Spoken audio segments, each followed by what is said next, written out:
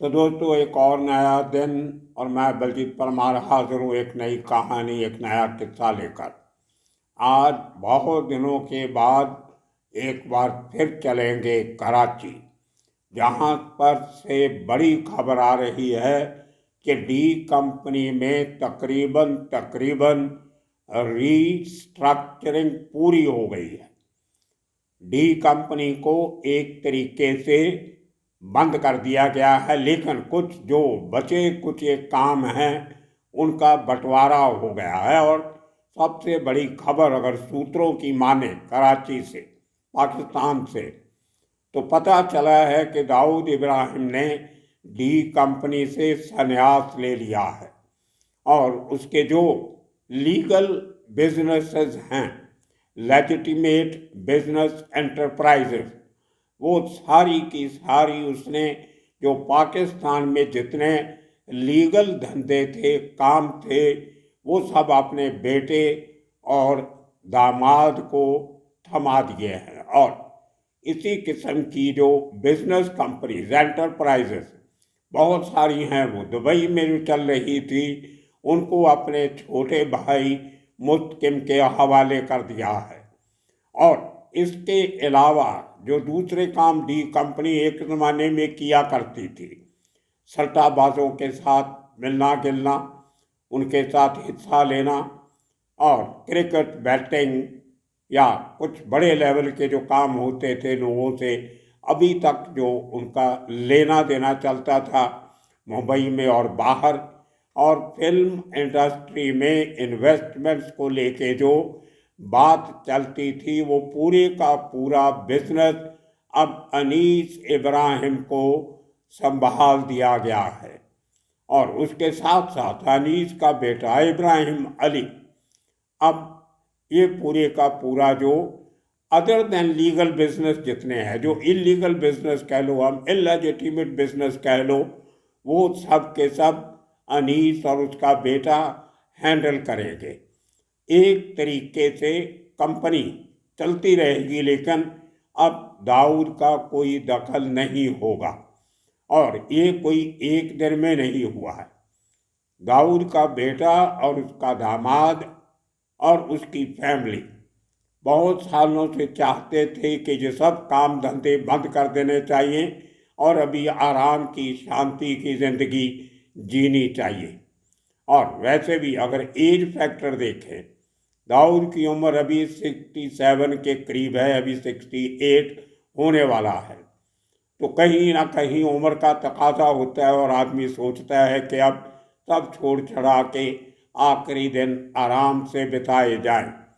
ये खबरें सोर्सेज के थ्रू कराची से आ रही हैं और बहुत से हमारे जो जान पहचान के लोग हैं, उनमें से पत्रकार भी हैं, कुछ बड़े पॉलिटिशियन भी हैं और कुछ सर्विसेज के लोग भी हैं जो रिटायर होके आजकल कोई फ्रांस में सेटल्ड है, कोई लंदन में सेटल्ड है, कोई दुबई में रह रहा है। तो सबसे मिली जुली जानकारी जो सामने आई, उसके बेस पे आपसे ये बात आज कर रहे हैं।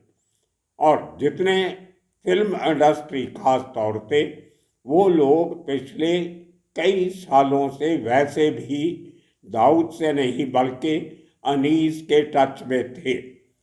अब नाम नहीं लेना चाहता उनके, वो बोलेंगे कि हमारा नाम बदनाम कर रहे हो। ये हालांकि मेरे पास काफ़ी सारे सबूत हैं, सबूत इस किस्म के जो उनके जो ग्रुप्स हैं, इंस्टाग्राम के या ट्विटर अकाउंट्स हैं या और कई हैं छोटे मोटे ऐसे ग्रुप जो पर्सनल ग्रुप हैं उनके, जिनमें बहुत लिमिटेड लोगों को शामिल किया गया है।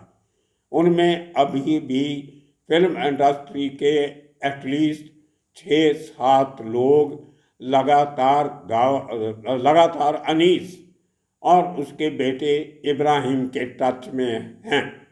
और कुछ लोगों को इब्राहिम अली चाचा कहता है, कुछ लोगों को बड़े भाई कहता है, कुछ लोगों को यार भी कहता है। ये उसके अकाउंट के जो स्क्रीन शॉट्स हैं वो हमारे पास मौजूद हैं। तो काफ़ी लोगों के रिश्ते अभी तक बरकरार हैं और उनके साथ मिलके जो काम होते हैं, जो फिल्में बनती हैं, जो फाइनेंस किया जाता है बड़े तरीके से, और उसमें कोई बुरी बात भी नहीं है। फिल्म वालों को पैसा चाहिए होता है फाइनेंस का, और कोई देता नहीं। अगर अनीस देता है तो, या डी कंपनी जो आज अनीस के हाथ में है, तो ये चलता रहेगा जब तक ये लोग खुद उनकी मदद लेना नहीं छोड़ते। और भी बहुत सारे लोग हैं जो अभी भी डी कंपनी के साथ जुड़े हुए हैं और लगातार उनका बिजनेस चलता रहा। अब रही बात तीसरे आदमी की, छोटा शकील। इस पूरे नए बदलते संदर्भ में छोटा शकील का क्या अस्तित्व होगा, उसकी क्या एग्जिस्टेंस होगी। उसने अपने परिवार के लिए इंडिपेंडेंट बिजनेस काफ़ी सालों से खड़ा किया हुआ है। बहुत पहले से अटकलें चल रही थी कि दाऊद के बाद कौन। बहुत लोगों को लगता था कि शायद छोटा शकील, क्योंकि दाऊद के साथ मिलके इतने सालों से काम कर रहा था, एक एक डीलिंग का उसको पता था, कौन से शार्प शूटर कहाँ हैं, किस आदमी से कितना पैसा लिया, किसको कितना दिया, वो सब हिसाब किताब जो छोटा शकील संभालता था, वो अभी शायद उसके पास नहीं रहा होगा। अगर होता तो पूरी डी कंपनी जो थी, पुरानी डी कंपनी, वो अनीस और उसके बेटे को ना संभाली जाती।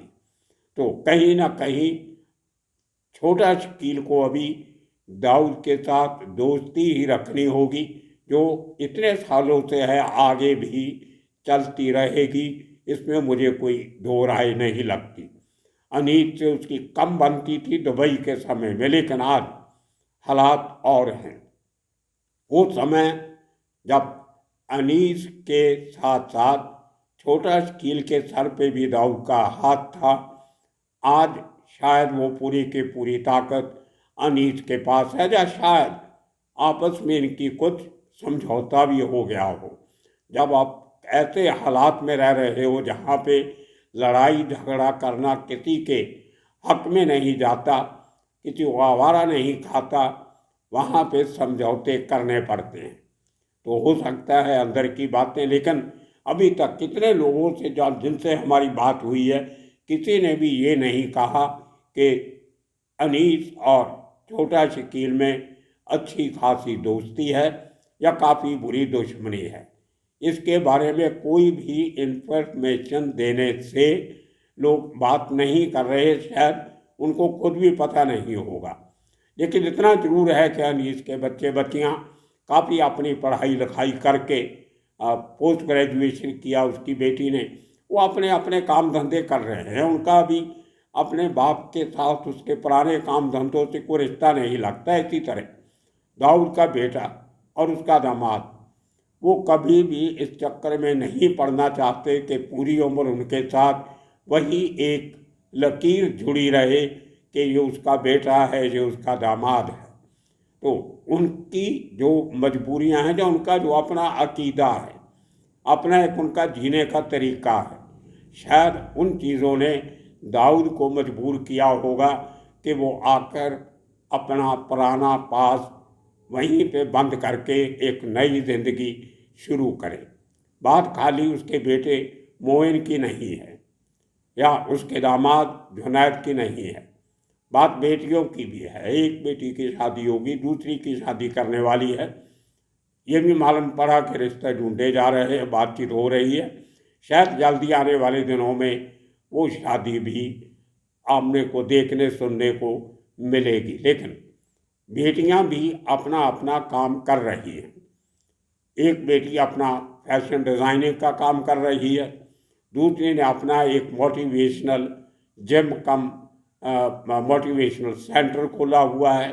तो इस किस्म के काम धंधे सब नेक्स्ट जनरेशन अपनी मर्जी से कर रही है, किसी तरह से भी अपने पेरेंट्स के पैसे पे मुनसर नहीं हैं।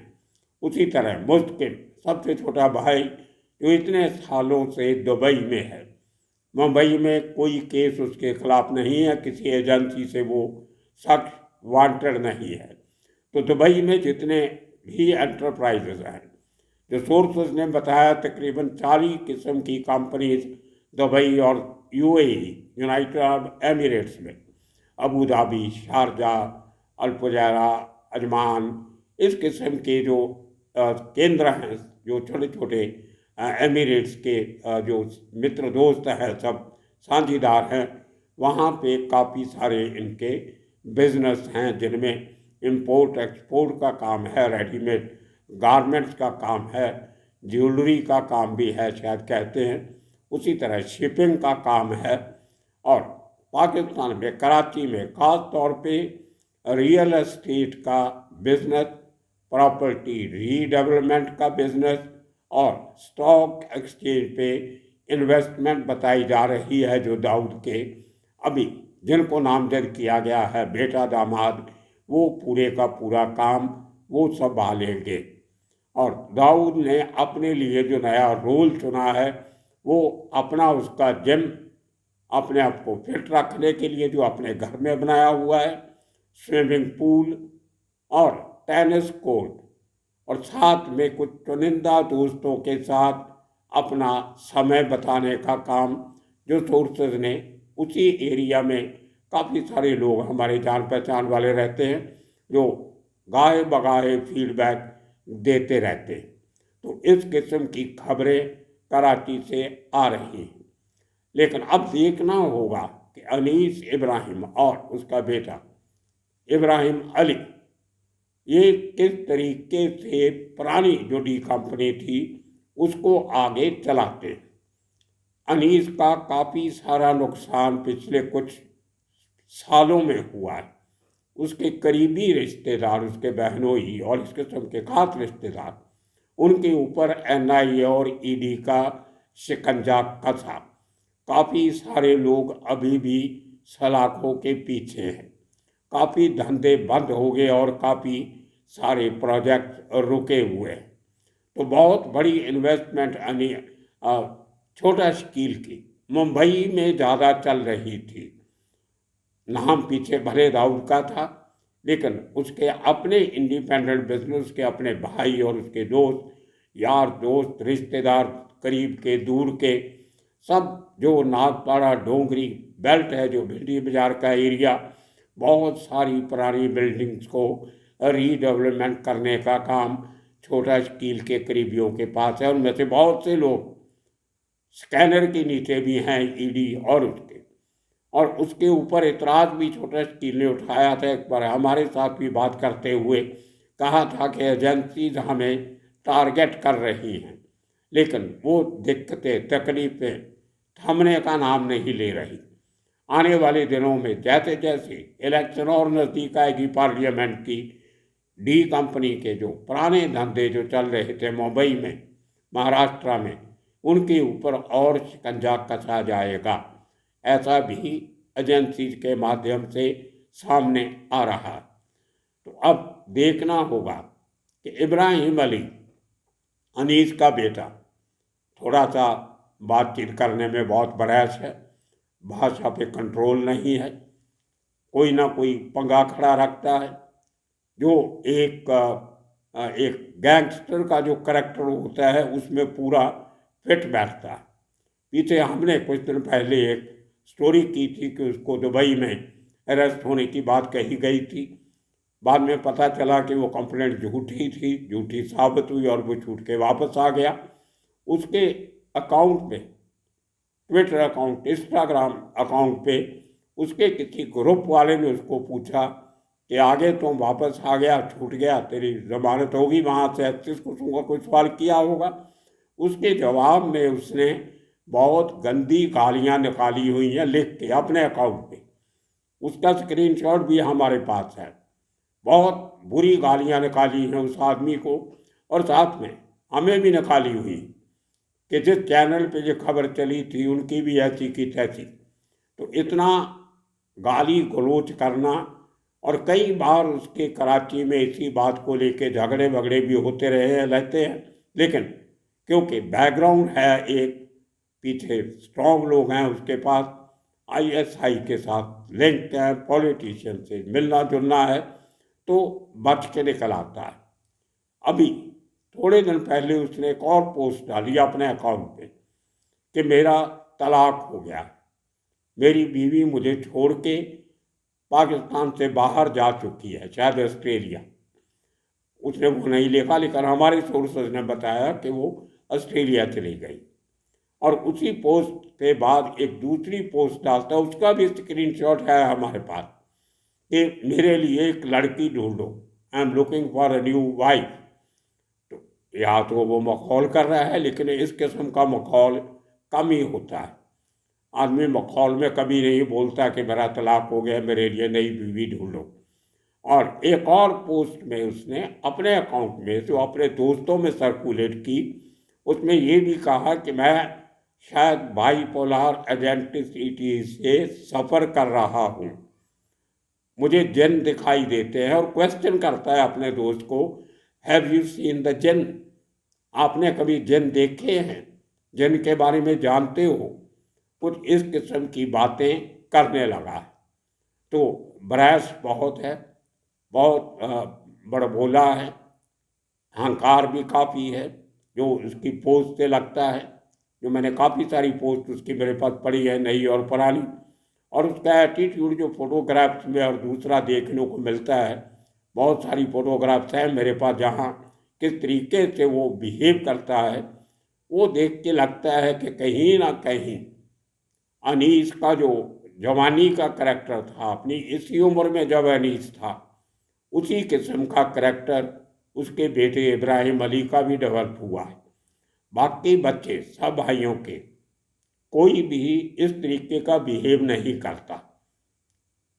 एक ही आदमी है पूरे उस जनरेशन नेक्स्ट में से जो इस किस्म की हरकतें करता है। और जब आपने एक गैंग चलाना है, जो अब उसके हिस्से आ गया है आगे चलाना गैंग को, तो उसको इसी तरीके की भाषा सूट करती है। और काफ़ी सारे लोगों से बात हुई, उनका भी कहना है कि कराची में भी उसका इसी किस्म के लड़ाई झगड़े तू मैं होती रहती। यार ये उनका अपना मामला है, मैं तो इसलिए बता रहा हूँ कि मेरे पास वो जो मेरे सोर्सेज हैं वो भेजते रहते हैं लेटेस्ट उसकी क्या हरकतें करता है, क्या उसने नया ट्वीट डाला है या इंस्टाग्राम के क्या पोस्ट डाली है। पीछे एक पहले हमने स्टोरी की थी, तो उसके बाद उसने अपना अकाउंट बंद कर दिया था। उसकी भी हमने मेरे पास उसका स्क्रीनशॉट आया। लेकिन थोड़े दिनों के बाद एक नए नाम से उसने अकाउंट चालू किया। मेरी एक स्टोरी के बारे में उसने ये भी कमेंट किया था हमारी चैनल का नाम लेके कि आप जो मर्जी करो, लेकिन हमारी फैमिली के बारे में कुछ मत लिखा करो। और मुझे उसमें चाचा कहा गया था कि चाचा आपकी स्टोरीज अच्छी होती हैं, आप जो बताते हो सही बताते हो, लेकिन हमारी फैमिली के बारे में कुछ मत बोला करो। इस किस्म की वो भी मेरे पास पड़ा है, लेकिन मैं वो दिखाता नहीं किसी को। मुझे कुछ प्रूव करने की ज़रूरत नहीं है किसी को दिखाना करना। जब मेरे पास कुछ है तो मैं बोल देता हूँ। वो जिन्होंने भेजी है उनको मालूम है, जिन्होंने दी है वो पोस्ट डाली है उनको भी पता है कि उन्होंने डाली है। तो इसमें कोई ऐसी बात नहीं है कि मुझे वो चार चीज़ें आपको दिखा के कुछ नंबर बनाने हैं, जैसे बहुत सारे चैनल वाले करते हैं। उनके पास कभी इस किस्म का मसाला हाथ में लग जाए, इस किस्म की तस्वीरें हाथ में लग जाएं, वो तो 3 दिन तक पीछा नहीं छोड़ेंगे। ये देखिए अनीस के बेटे ने ये लिखा, ये देखिए अनीस के बेटे ने ये किया। मैं तो एक बार खबर चलाता हूँ फिर भूल जाता हूँ। तो दोस्तों ये डी कंपनी की लेटेस्ट खबर कराची से आती हुई, दाऊद ने डी कंपनी से किनारा कर लिया है। अब डी कंपनी को चलाएंगे अनीस इब्राहिम और उसका बेटा। छोटा स्कील का रोल अभी खुल के सामने नहीं आ रहा है। अब एजेंसीज की इसके ऊपर कैसी नज़र रहेगी, आने वाले दिनों में क्या नए समीकरण बनते हैं।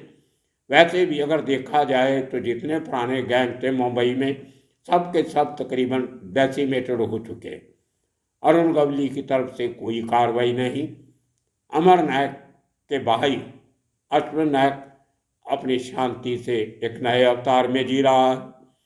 इसी तरह जितने पुराने गैंगस्टर थे उनका छोटा राजन जेल में बैठा है 2015 से। कुछ लोग अभी छुटकल फुटकल काम कर रहे हैं, लेकिन चोगा बदल के। अब कोई भी काम दगड़ी चाल के नाम से नहीं होता, कोई भी काम तिलक नगर के नाम से नहीं होता, कोई भी काम पाक बोरिया स्ट्रीट के नाम से नहीं होता, और कोई भी काम 144 टेनेमेंट के नाम से नहीं होता। ना ही अब कोई विरार वसाई का जिक्र होता है भाई ठाकुर का, ना ही उल्लासनगर के पप्पू कलानी का जिक्र होता है। बड़ी मुश्किल से सबके सब लोग 20-20, 25-25 साल जेल में बिताने के बाद बाहर आए हैं।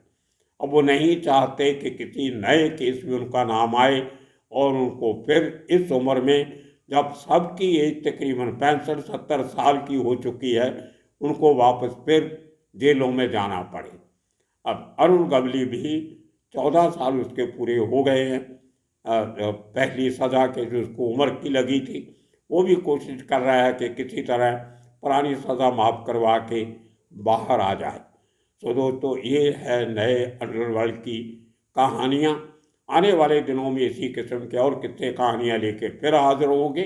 तब तक के लिए आप सबका बहुत बहुत शुक्रिया, धन्यवाद।